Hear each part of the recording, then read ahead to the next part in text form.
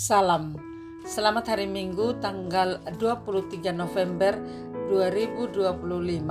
Renungan firman Tuhan Yeremia 23 ayat 1-8, khususnya ayat 1. Celakalah para gembala yang membiarkan kambing domba gembalaanku hilang dan terserak.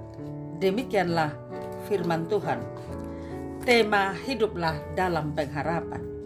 Jika dalam beberapa perikop sebelumnya teguran Tuhan ditujukan kepada raja-raja Yehuda, dalam bacaan kali ini teguran itu secara umum disampaikan kepada para gembala atau pemimpin umat. Gembala bukan sekedar pemimpin di dalam kerajaan atau pemerintahan, tetapi juga pemimpin keagamaan. Merekalah yang disebut telah menyebabkan kambing domba Allah tercerai-berai. Memang benar umat Yehuda berulang kali jatuh ke dalam penyembahan berhala karena ajakan yang dilakukan para pemimpin mereka. Peristiwa kejatuhan Yehuda dan pembuangan yang mereka alami adalah konsekuensi dari dosa yang berulang terjadi dari generasi ke generasi. Namun Tuhan Allah tetaplah Tuhan yang penuh kasih. Pada waktunya Tuhan akan mendatangkan pemimpin yang menegakkan keadilan dan kebenaran. Akan tiba waktunya umat akan dikumpulkan kembali dari tempat pembuangan mereka masing-masing. Peristiwa itu bahkan lebih besar daripada peristiwa keluarnya bangsa Israel dari tanah Mesir yang dipimpin Musa.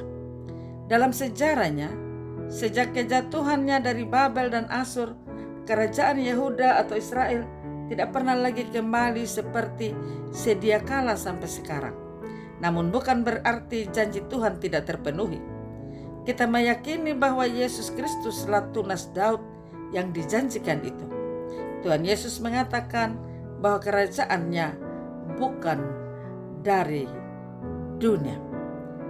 Dalam sejarah perjalanan kehidupan kita manusia, penggenapan janji Allah itu nyata lewat kehadiran Raja baru yang jauh lebih besar daripada peristiwa keluaran. Bahkan dikumpulkannya umat Tuhan tidak lagi terbatas pada umat Israel saja, tapi semua suku bangsa. Dalam setiap kesulitan dan penderitaan, Tuhan senantiasa memberikan pengharapan. Tujuannya bukan sekedar memberi kita kekuatan, tetapi juga membuat kita percaya bahwa Dia selalu ada beserta kita. Dia tidak pernah meninggalkan kita, sekalipun mungkin kita menderita karena menjalani konsekuensi dari dosa kita. Bila kita hidup selalu di dalam pengharapan akan janji Tuhan. Kesusahan dan penderitaan dalam hidup sehari-hari seringkali tidak tertahankan. Kita dapat melihat begitu banyak orang termasuk diri kita yang menjadi putus asa ketika penderitaan datang, sakit yang tak kunjung sembuh, kehilangan pekerjaan, kematian orang yang kita kasihi, kegagalan, dan lain sebagainya. Pada situasi itu dapat saja kehilangan pengharapan kepada Tuhan. Namun dalam perjalanan hidup, kita juga dapat melihat rahmat dan kasih setia Tuhan tetap dinyatakan. Dia menguatkan kita dengan janji pemulihan. Melalui Yesus Kristus, Allah nyatakan kuasa dan kemuliaannya, sekaligus menunjukkan Dia adil dan benar. Di dalam Kristus kita dipanggil untuk mengenali tanda-tanda zaman yang terjadi pada masa kini.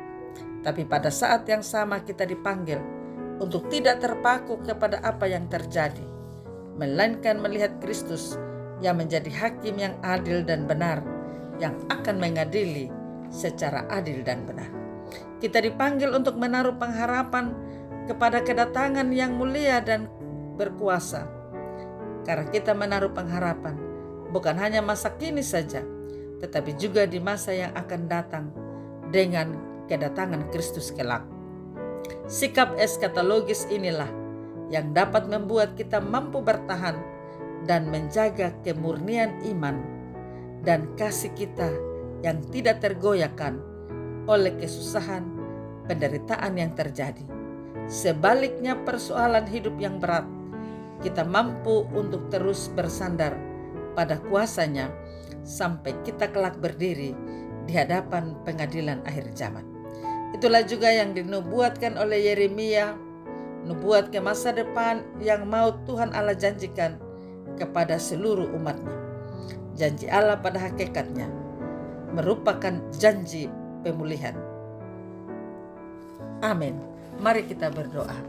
Bapa di surga, kami bersyukur kami memiliki Allah seperti Engkau yang terus mengingatkan kami, yang memanggil kami untuk selalu berada dalam karya kasih dan keselamatan. Berkati kami sekalian, biarlah kami boleh masuk dalam rumah ibadah-Mu dalam persekutuan minggu ini untuk memuji dan memuliakan nama Tuhan. Gerakan hati setiap anak-anak Tuhan untuk datang dalam ibadah minggu. Berkati kami, berkati seluruh hamba-hamba Tuhan yang melaksanakan tanggung jawab pelayanan. Dalam nama Tuhan Yesus Kristus kami berdoa. Amin. Salam, Tuhan Yesus memberkati. Saya Pendeta Yuliana A. Ambo.